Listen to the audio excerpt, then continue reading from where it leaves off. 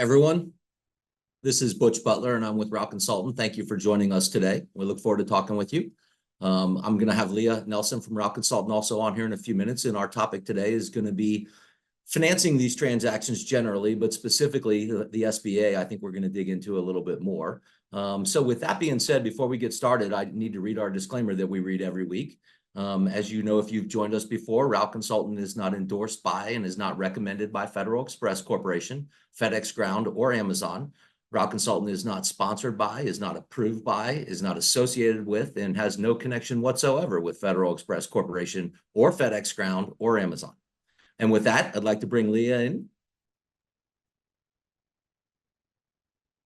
Oh no. Can you see me? There we Yes, go. we Had a little Thank bit you, of Leah. delay there. Awesome. Thank you so much, Butch. So we are going to talk about the SBA today and a couple other financing options as well. So we'll kind of do a general overview of all of those. And then, of course, we'll do Q&A at the end. So if anybody has questions for the Q&A portion of the webinar, go ahead and drop those questions. You can drop them anytime in the Q&A portion, the Q&A box at the bottom of the screen. Don't put them in the chat feature. If they're in the chat feature, we probably won't see those. We can really only monitor one at a time. So make sure you're putting them in the Q&A box at the bottom, and then we'll see those and address those at the end. But we'll go ahead and get started. Again, happy to be here back on the webinar. I'm Leah Nelson. I'm the Research and Reporting Director here at Route Consultant. I primarily handle kind of the financial aspects of FedEx businesses, providing valuations, understanding financials, really everything in that world. I've also worked with the financing side of the business for several years, helping buyers and sellers secure loans for purchases. And like Butch said, we'll be chatting about all of that today. So there are really a couple of different financing options you have when purchasing a FedEx business. So two of the primary ones, kind of more traditional paths, are going to be the SBA and conventional financing. There are a few other kind of more creative strategies, and we'll go over those a little bit at the end. But we'll start with the SBA, or the Small Business Association. So it's a very common way to finance FedEx routes is the SBA. And dare I say, I think I've probably helped with hundreds of SBA loans in my time here at Route Consultant. But there are quite a few advantages to the SBA. One of the first kind of large draws of the SBA is the term. So pretty much all of the SBA loans I've worked with have a 10-year term, which is a pretty long term, particularly compared to other types of financing. So this generally makes your payments kind of lower on a monthly basis than a conventional lender. And as an owner, you can pocket more money on a monthly basis. You get to take more home because you have that longer term and those lower payments on a monthly basis, which can be really great. Another kind of advantage of the SBA is that they're a little bit more lenient on the buyer's qualifications. So if you're a buyer and you have been through some things financially, or you're just not as maybe strong as you would need to be for a conventional lender, the SBA will still consider you for a loan. The SBA does place more emphasis, kind of more focus on the business's financials that you're looking at than the buyer's financials. That's not to say you don't have to be a qualified buyer. You still have to be qualified by the SBA standards, but they're typically less strict than conventional lenders. Kind of another advantage that particularly benefits the sellers of businesses, and the buyers are using the SBA, is the price of the deal. So deals that close with the SBA generally do close at a higher price than those that are cash or conventional financing deals. So if you're a seller and you're looking at your buyer options, you probably can get a little bit more money out of an SBA buyer than a different type of buyer, if that's your priority. So those are some advantages of the SBA, something to know about the SBA. It also has a couple of disadvantages. We want to go over pros and cons for sure, kind of weigh your options here. So first and foremost, the interest rates with the SBA are high. They're normally a couple of points higher than conventional lending. And the fees are pretty expensive as well. So you do have those longer terms, but you've got the higher interest rates. With the longer term, like I said, you are paying less on a monthly basis, but because the interest rates with the SBA are higher, you do end up paying more for the business over time since those interest rates are high. Next, kind of like I mentioned before, the SBA does really place a lot of emphasis on the business's financials. This means every business is not qualified to go through the SBA. Businesses with poor financial records, say they don't have their tax returns, or they can't get P&Ls, or everything's just really, really messy. Everything's been done by a different CPA and nothing makes sense. Businesses with low margins that don't support the purchase price. Carve-out businesses, so businesses that are just a portion of a larger business. Or if the business has been operating for less than a year, these can be really challenging to get an SBA loan. It's not to say that it can't be done, but it's less likely to get done than if you were looking at a business that's, you know, a full business. It's got all its tax returns in place and they all make sense. So you're going to want to focus on those cleaner businesses if you want to go through the SBA. And since the SBA does look at financials really with a fine-tooth comb, the process can be very slow. So I always like to warn people who are using the SBA that, you know, from the outset, prepare a couple months of your life to dedicate to this SBA process. It can take a really, really long time. If you are in any type of rush to get a deal done, the sale done with, I don't recommend looking at the SBA. I do recommend looking at other financing sources. Sometimes we can do some fast ones with the SBA, but it is certainly not the norm. So I do like to warn people of that. On average, it does take about 2 months longer to get a deal done with the SBA than, say, a cash deal, but it can be a whole lot longer than that. All that being said, there are a couple of things you can do to increase your chances of getting approved by the SBA. So first, like I mentioned, make sure that the business's financial records are clean and available. Availability is going to be really important. You know, make sure you can easily explain every line item on the tax returns and P&Ls, what that expense is, you know, what it means. If there are any personal expenses mixed into the financials, so sometimes we do see that the seller will put, you know, their own car payment on there or their own fuel or what have you. There's a bunch of different things that can be on a P&L that are not technically business expenses and won't apply to the new owner. Know what those are, and most importantly, have proof that they're not legitimate business expenses. So if the seller does have, you know, say their own car payment mixed in there, you can get, you know, a statement from their bank saying, hey, this is my personal vehicle. The SBA does not generally just take things at people's word. They want proof to back it up. And sorry, Leah, it's incumbent on the broker and your seller to provide you that information. If for some reason you can't get it, then just know that that might be a little red flag. Yeah, absolutely agreed. Yeah. So yeah, this is on the seller to get all these items to you, and communicate that to the SBA really. But if you're a buyer, make sure you have conversations with the seller at the beginning that they can do these things. So things that you'll need for the SBA. So you'll need 3 years of tax returns, updated P&Ls and balance sheets that are less than 60 days old. These are always going to be required. And those are the ones I would say that are sometimes more challenging to get. So I just like to go ahead and throw that out there. You know, truck lists and things like that, you'll need those as well, but they're a little bit easier to get. But I will say, you know, nothing's worse than when you need an updated P&L and the CPA says, oh, it's going to be, you know, 3 months and then the closing gets delayed. So, you know, it's, as a buyer, make sure you're having conversations with the seller at the beginning of the process to make sure that they're able to get you these items and willing to provide these items, you know, that need to go to the SBA.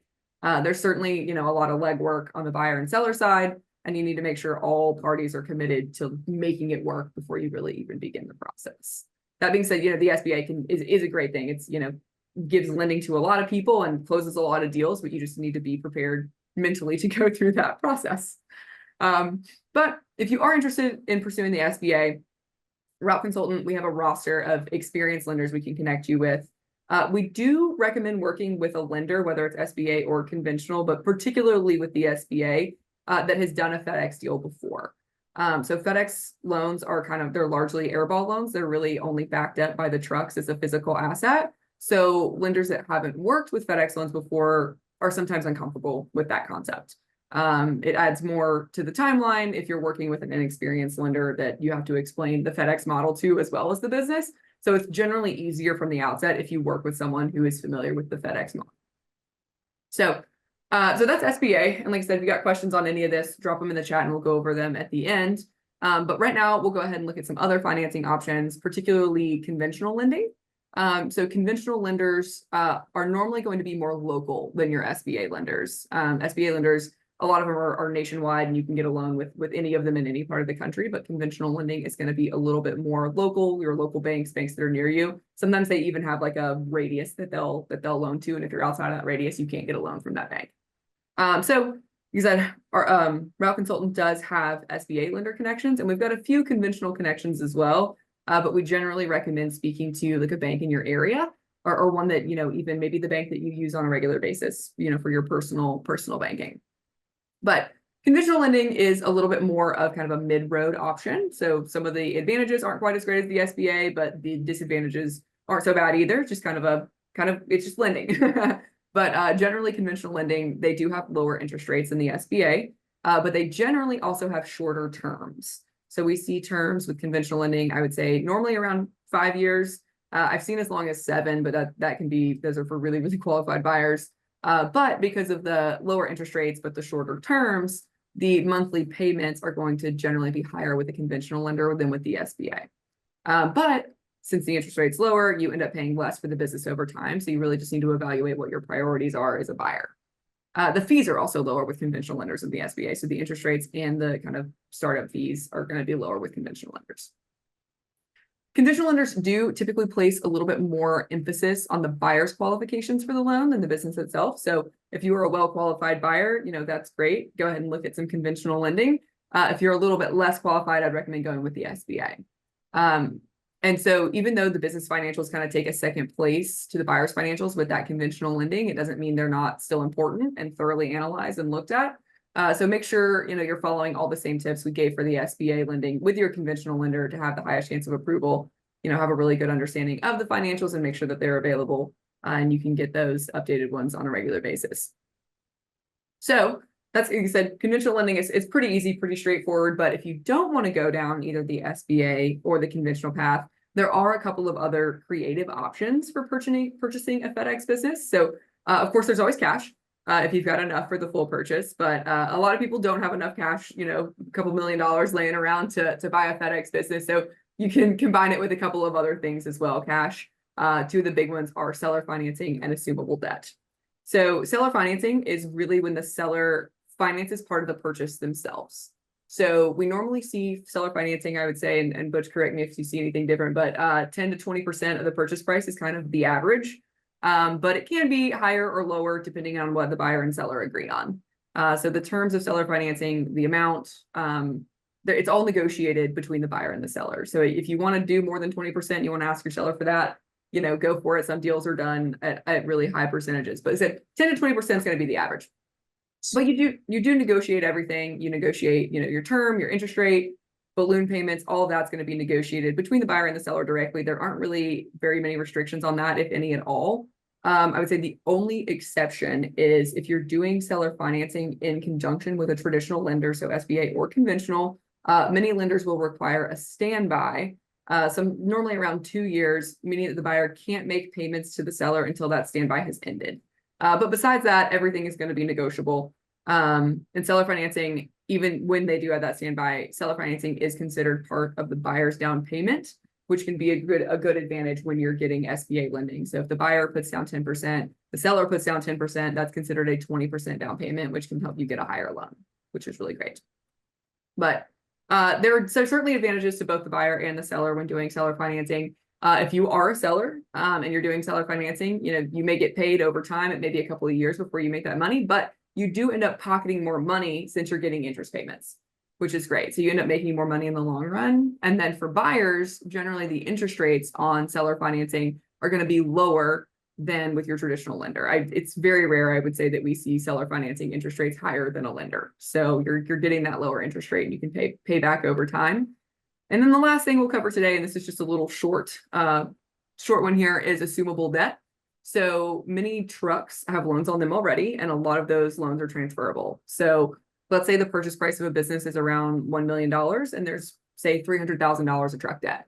The buyer can assume that $300,000 loan and then come up with a way to pay the additional $700,000 left over in cash or what have you. But it can be really helpful to kind of get those deals over the finish line. It's a loan that's already taken out. You don't really have to go through nearly as lengthy of a process to get that. You just transfer it over. It's pretty simple. And if you're a seller, make sure you're asking your lender if your debt can be transferred to a new owner. Sometimes it can't. More often than not, it can, but every now and again we see when it can't. But make sure you're talking to the lender of your truck debt, to make sure that it is transferable to a new owner. But I'd say all in all, that's what I've got kind of as a brief overview. Butch, is there anything you want to add? Yes, just a couple things, Leah. Thank you. Kind of going back through the categories and starting with SBA, a couple things I just wanted to highlight as well too is banks will not approve you as a buyer for a loan to buy a business. They are going, and they really will tell us that, or you, that a business is eligible for SBA financing because it checks a lot of the boxes Leah mentioned, the tax returns, the P&Ls, the clean financials, the good operating history. But don't spend a lot of time with your bank expecting them to tell you that you can buy $1.5 million business through the SBA without presenting them with some details about the business, because they're going to approve a transaction, not a buyer or a seller per se. Whereas a conventional bank may look at you and say, look, you've got enough assets, unencumbered real estate and wealth that we will lend you $1 million to go buy a business, because as Leah said, we're really focused on your personal wealth and personal balance sheet more than maybe we are the health of the business you're buying. So just know that that's kind of a distinguishing factor between those two. And as it relates to seller financing, we do see it in a lot of our deals. Really, there's an element of seller financing. So that's not an uncommon form. And oftentimes you can really get your arms around the motivation of the seller. But many times we do deals where the seller will provide it more than 10 or 20% financing. And they may find themselves in a situation where they've had a spouse pass away, or they've had a situation where a business partner, they get into a dispute and they decide they need to sell the business, and they realize it would be faster for them to provide some of the financing rather than dealing with a bank. So it's not always a huge red flag when you have a seller willing to work with you. They will act like a bank, though. The most sophisticated will say, I would like to take the trucks as collateral. And by the way, do you have any other collateral that you may pledge? So expect them to act a little bit like a bank in the process as well, too, but they will be much less onerous than the SBA would with regard to actually putting a lien on your property or scrutinizing the value of the property. So just know that sellers provide seller financing for a lot of reasons, and it's not always because they're desperate. That's a great point. Yeah, and we see it. I wish I had a percentage pulled up, but it is I would say the majority of our deals we do see seller financing. So yes, definitely a good thing. So yeah, if that's it, then we're going to go through kind of before we jump in the Q&A. So if you have any questions, go ahead and put those in the Q&A section at the bottom. But while we get those questions kind of accumulated, we'll go through some of our new listings that we've got this week. So we've got a lot for everybody. We have 10 listings to go through this week, so bear with me. So the first we've got is in coastal South Carolina. It is 11 P&D routes listed at $625,000, which is about 60% of revenue. It's got a 14% EBITDA margin, 1 manager, 2 spare trucks. The fleet is comprised of newer model vehicles, which is great, particularly at that price. And then it's got a full-time manager on staff to handle the daily operational tasks of the business. There is assumable truck debt on this one, just like we talked about, and seller financing to help alleviate some of that initial load of the purchase of the business. And then it's really a low entry price into the FedEx Ground network. So if you're interested in coastal South Carolina, we've got that. And then we've also got northern South Carolina for our next listing, which is 15 P&D routes listed at $900,000 at around 63% of revenue, 14% EBITDA, 1 manager, 1 spare truck. The operation does come from a tenured contractor with many years of experience in the FedEx space, so someone to learn from. There is that full-time manager on staff. And then this one also has assumable truck debt to help kind of that initial purchase price. Next, we're going to move to coastal California, where we've got 4 line haul runs listed at $1.35 million, 93% of revenue. It does have a 21.5% EBITDA margin, 4 dedicated solo runs with 4 spare tractors. Dedicated runs, which is great. Those offer consistent, reliable revenue. The line haul operations, they have really generally higher margins sometimes than P&D, and then, would be an excellent opportunity for a hands-on contractor. Then we've got Southern Nevada, which is 12 P&D routes listed at $800,000, just shy of 68% of revenue, 13% EBITDA, 1 manager, 2 spare trucks. It is a low mileage operation with low stem miles. They've got some fuel and R&M savings there. The full-time manager to handle the operations. The current owner just added 2 P1200s and 1 26-foot straight truck to this fleet in 2023. So we've got some newer trucks in there. And again, kind of a low entry price into the FedEx Ground network. Now we're going to move to Western Montana, where we've got 16 P&D routes listed at $1 million, 70% of revenue, with a 17.2% margin, 6 spare trucks. That's quite a few. Low mileage operation again. We've got a full-time manager on staff. With the spare trucks, you can handle your overflow needs, your maintenance needs. That's quite a few spare trucks, which is great. And then this business would be another great opportunity for a hands-on contractor. Now we'll move into the south into northeastern Alabama, where we've got 6 line haul runs listed at $2,495,000, which is 90% of a revenue. We've got a 23% margin there, 6 dedicated solo runs, and 6 tractors. Dedicated runs, again, consistent, reliable revenue, which is great.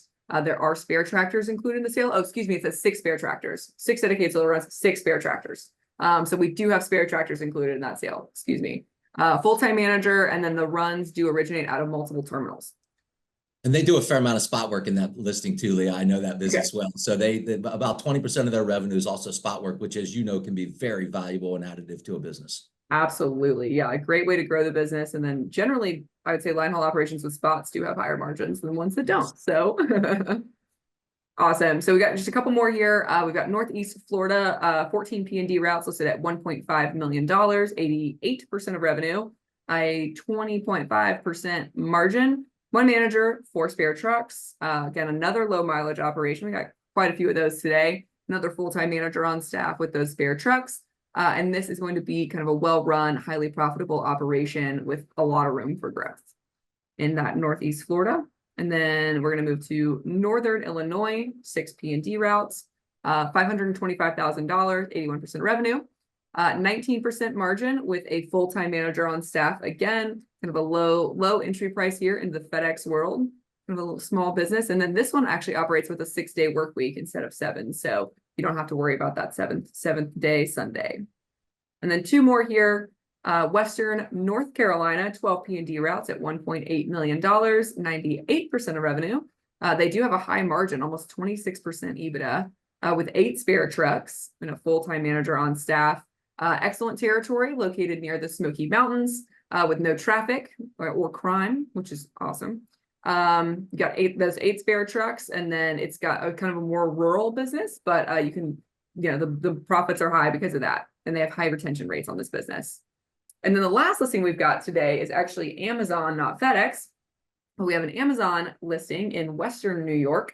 It's going to be about 40 to 45-ish routes for $995,000. It's going to have a 10.5% EBITDA. It's going to be an efficient operation with multiple managers in place to help run the daily operations, clean, consistent financial records. And then the Amazon does provide the full service leasing program. And this business did win the 2023 Superior Partner Award. So it's an award-winning Amazon business, which is great. So that's all the listings. I know that was quite a few listings there, but we got through them. Definitely some good businesses on the market right now. And if you have any questions about those, reach out to the team. And then we'll hop just one more thing before we go into Q&A. We do have a couple of events coming up over the next couple of months. So we will, as we talk about these, there will be links posted in the chat if you're interested in signing up for any of them.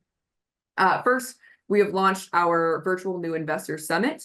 So you can sign up for that if you are interested on our website. If you do purchase the virtual summit, it also includes attendance to one of our in-person workshops here at our Nashville office, where you get to meet the team and really learn more about the industry as a whole. Our next in-person workshop is on May the 24th. So if you want to attend that May the 24th summit, make sure that you are in-person office experience. Make sure that you're signing up for the virtual summit before that.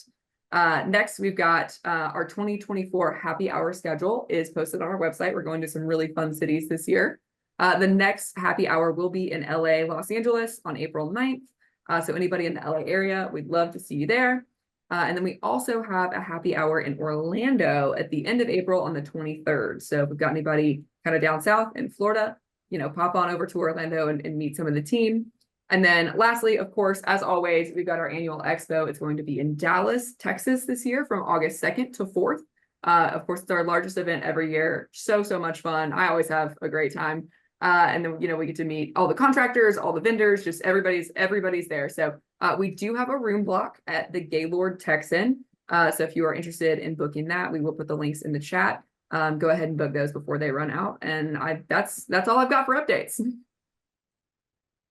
Good. You want to do some Q&A? Yeah, for sure. Let me pull it up.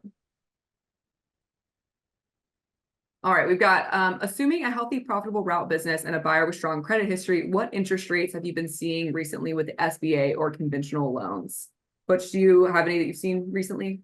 Yes, in between 9 and 10.5. And you can get some of these bankers to sharpen their pencil a little bit if you're a good buyer. They are competitive for these deals. So you're going to want to talk with more than one bank as you're looking at this, and you get a deal structure so you have options. But think around 9.5, 10.5% on the SBA, probably 200 basis points, maybe a little bit more, 2% lower for your conventional loans. But I've seen conventional lenders provide really good interest rates to well-qualified buyers. So again, your conventional lenders are going to be very competitive because they know you're a good qualified buyer with a lot of assets, and they're going to want to make that loan and develop a relationship with you. So make these banks compete against each other, but think about that as your rate environment. We've got Brian who says, can you publish a list of financial institutions or contracts that we have for the SBA? I'll say to that, if you're interested in those connections, we don't have a list published, but definitely reach out to the team. You can reach out to info@routeconsultant.com, and we can talk to you about your needs and that you matched up with the best bank for you. So we do have that list internally, of course, but if you reach out to us, we can connect you with people who can help you with what you need. Next, we've got what makes a well-qualified buyer? And I think, Butch, do you want to take a stab at that? Sure. I mean, I think ultimately, both for the bank and for FedEx, that you're going to need some liquidity to get into this space. And so we like to tell people, after you've done your loan and you've made your down payment, whatever that's going to be, and think of your down payment in the SBA environment being something like 10 to 15 up to 20% of the purchase price. So if you're looking at $1 million business, think $100,000 to $150,000 as your initial payment. And FedEx would like you, and we would like you to have some capital and liquidity behind that. So at least another, 5 to 6 months of debt service, $75,000 of liquidity would allow you to weather any storms in the business and or help grow the business. And FedEx is going to want to know, when you go through an interview with them, that you are capable of doing that as well. So the bank will scrutinize that, and as will the bank, or as will FedEx. Yeah. So next we've got, and I'll admit I don't know quite as much about HELOCs, but it says, can the HELOC satisfy the 10% equity injection? Yes, and what you need to do here with FedEx is, anytime you're making an investment in one of these with a bank, they're going to want to see that the funds have been what they call seasoned. And so you're going to need to take those funds out of your home equity line, put them in a savings account, let them sit there consistently without being used. So the bank is verifying that, hey, look, this isn't money that somebody just gave him yesterday and he has to pay them back next month. So they like to see that money seasoned for a period of time. And I think it's 60 or 90 days. But if you get into this and you decide that the HELOC is how you're going to finance your down payment, then yes, you're going to want to proactively advance and draw that money out, put it in a savings account, and have it just sitting there ready for you to use. Absolutely. One other thing I want to mention on this while we're thinking about it, because I just had a deal, we were talking about this, is if you're an SBA borrower and you intend to use your house as collateral, make sure you're not in a homestead state like Texas or Florida, because you could do a lot of work thinking you're going to pledge your house, but then it's not available to be pledged as collateral under the SBA because it's in a homestead state. So just if you're in one of those states, and I think there are 9 or 10 of them, this could impact you differently. Interesting. I didn't know that. All right, perfect. So I think I can take this next one here. So we've got Tim, who's working to purchase a carve out. It's the last part of the total business, and there's clean financials for the last 7 months. The seller has 3 years of taxes for the whole business. Is SBA possible? So what I'll say to this is, the SBA is always going to want 3 years of carved out financials. So they will need, the 7 months alone will not satisfy that requirement. They are going to ask for every year that there's a tax return available, and the year to date, they're going to want carved out financials for that piece of the business that you're purchasing, as well as the piece of the business that you are, I guess the owner doesn't own anymore. So the piece of the business you are not purchasing. The SBA will require that. The 7 months in and of itself will not suffice. It's good that you have them, but you will need 3 full years plus the year to date of those financials to make it SBA eligible. And again, sometimes carve outs can be a little bit tougher to get through. Even if you do have those carved out financials, sometimes it still doesn't work out. I do like to just let everybody know that it's worth trying, I would say, but don't put all your eggs in that basket if you're working on a carve out. All right, and then we've got Michael, who asks, how much money would you say you need on hand to get into P&D? I'll say with that, of course, it depends on the size of the business. Like Butch said, you need at least 10% down. And then from a kind of working capital perspective, $50,000 for a normal size 50, business? yeah, 75 would be great, but yeah, 50 would suffice for a normal P&D business. Yeah. And if you're doing financing with your business, we do say $50,000 or 6 months of debt payments. So whichever's higher there. Perfect. It says, can you have multiple SBA loans at once? For example, if I buy a set of routes this year and want to purchase another 2 years later, can the SBA open 2 loans? And the answer to that is yes. You are capped at 5 million in total exposure from a debt perspective with the SBA, but you can have multiple loans with them with multiple businesses. But you as a borrower, they will cut you off when you get to 5 million. Yeah, quite a bit of money there. All right, so we've got the routes for sale. Are they listed on our website? Yes, they will be listed on our website. We've got tons of other listings on there as well. You can filter them by state, region, whether they're eligible for the SBA, all kinds of things. But yes, they are on the website, routeconsultant.com. So let's see, we got Steven. How common is it for an investor to purchase a P&D route when they aren't located in the same state, or perhaps they're in the same state but not immediately near the terminal? It's pretty common. Most of the investors we find do not buy a business in their hometown. It's important that you can be at your business within a couple-hour flight or a few-hour drive. I mean, we like to say 4 to 5 hours, which is plenty of time to be able to be present in the terminal if you need to be. But I would say 80% of our new buyers or even existing buyers are not buying businesses in their backyard. Yep, agreed. All right. And then this one says, do you typically see high turnover rates of terminal managers after an acquisition of a P&D route? I think that may mean, I'm not sure if that means terminal managers or managers of the business itself. I assume that. I don't know that we would know the turnover of the terminal managers in a FedEx terminal, but the terminal managers for FedEx doesn't have anything to do with, yeah, necessarily. They're graded and judged on their own performance. So it's not correlated to new investors coming into their terminal per se. But as it relates to the manager of the business, that's most common. Most of the time, these individuals want to maintain their employment. They're brought into the process after you've been approved by FedEx, but a week or so before the drivers are notified. And so in these transactions, just so you know, we normally never notify the drivers because we want to maintain the value of the business. And if you tell everybody there's a lot of changes coming, people get anxiety, they may look for other jobs. And it's really in the best interest of you as a buyer and a seller to maintain that secrecy from the drivers. So they maintain their work schedule and they go about their day on a normal basis. When the transition occurs, they're going to sign a new employee handbook. They're going to spend a little time talking with you, and then they're going to get on the truck and do their route. Yeah.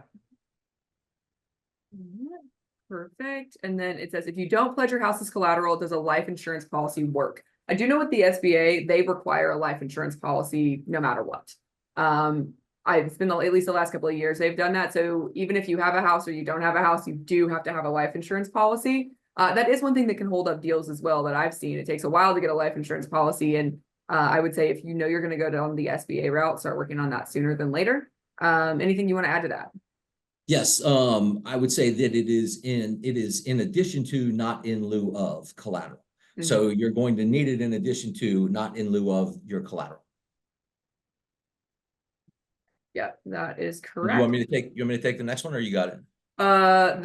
What about the co-broker? Working as a buyer's agent. We have, that's our whole consulting unit. So yes, we do. And people oftentimes, and existing contractors do it a lot. They'll call us and say, listen, I'm thinking about buying a business. I would like you to take a look at it from your eyes and tell me what you think about it. Are there ways I can improve it? What do you think it's worth in its current form? And so those we do all the time. So if there's anybody out here who's looking for assistance in evaluating an acquisition, we do that for existing contractors, new investors, and we have whole consulting programs designed specifically to help you with that process. So please reach out, and you can reach out to me directly if you'd like, or whoever you want, but just reach out to the firm.